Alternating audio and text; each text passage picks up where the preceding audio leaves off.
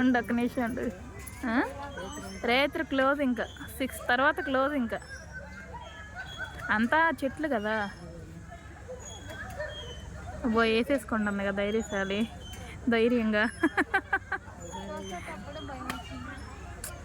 అది bungee jump చేసిందిలే వైజాగ్లో, అందువల్ల ఇది ఎక్కింది. లేదంటే ఎంతమంది తొయ్యాల్సి వచ్చేదో ఎక్కువ ఎక్కని.